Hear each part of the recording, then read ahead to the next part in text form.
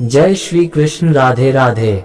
श्री कृष्ण के अनमोल वचन, भागवत गीता के अनमोल विचार, इसे एक बार अवश्य सुने। सोने से पहले आपके जीवन का आनंद मिलेगा। न जायते म्रियते वा कदाचिना, यम भूत्वा भविता वा न भूयः, अजो नित्य शाश्वतोय पुराणो, न हन्यते हन्यमाने शरीरे। जो हुआ वह अच्छा हुआ, जो हो रहा है वह अच्छा हो रहा है, जो होगा वो भी अच्छा ही होगा। जिसने मन को जीत लिया है उसने पहले ही परमात्मा को प्राप्त कर लिया है, क्योंकि उसने शांति प्राप्त कर ली है।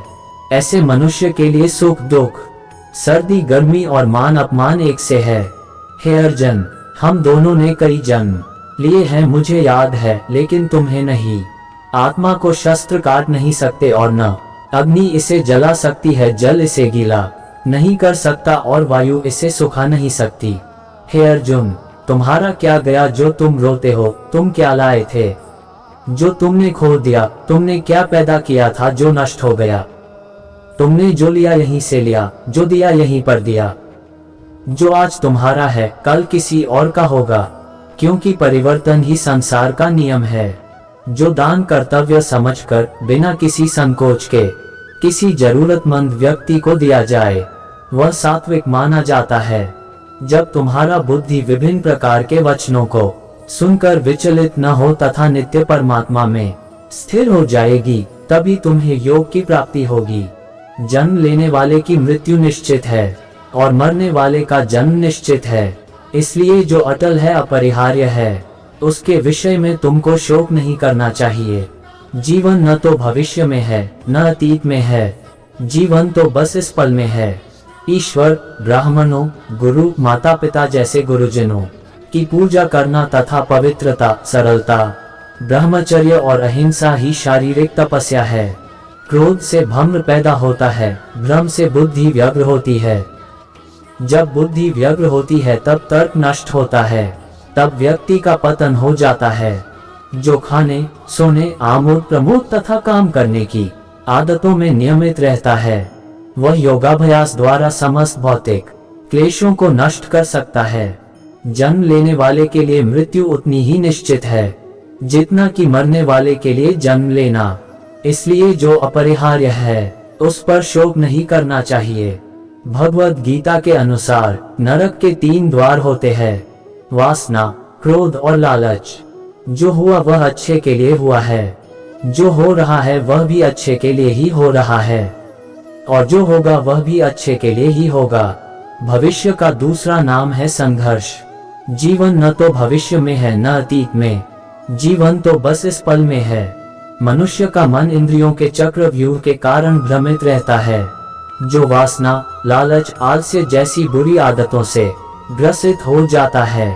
इसलिए मनुष्य का अपने मन एवं आत्मा पर पूर्ण नियंत्रण होना चाहिए।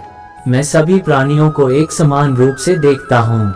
मेरे लिए ना कोई कम प्रिय है ना ही ज्यादा, लेकिन जो मनुष्य मेरी प्रेम पूर्वक आराधना करते हैं वो मेरे भीतर रहते हैं और मैं उनके जीवन में आता हूँ।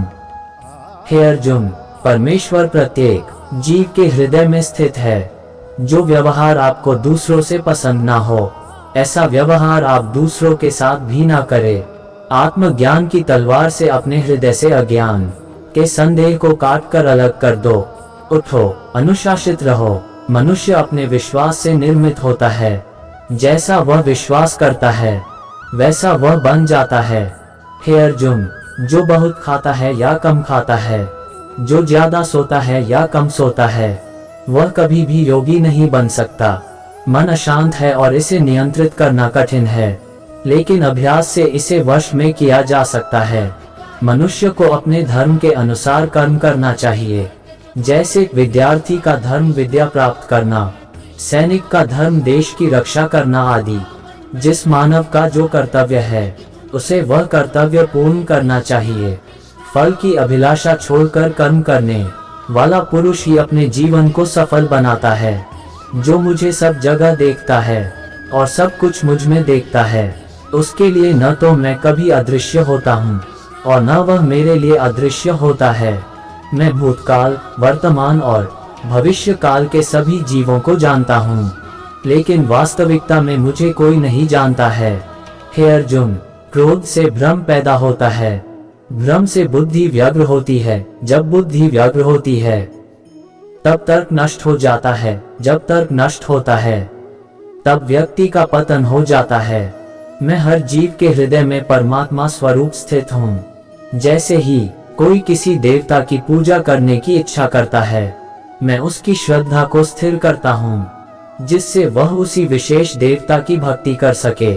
मैं धरती की मधुर सुगंध हूँ, मैं अग्नि की ऊष्मा हूँ। सभी जीवित प्राणियों का जीवन और सन्यासियों का आत्म संयम भी मैं ही हूँ। मेरा तेरा, छोटा बड़ा, अपना पराया मन से मिटा दो, फिर सब तुम्हारा है और तुम सबके हो। जो महापुरुष मन की सब इच्छाओं को त्याग देता है और अपने आप ही में प्रसन्न रहता है, उसको निश्चल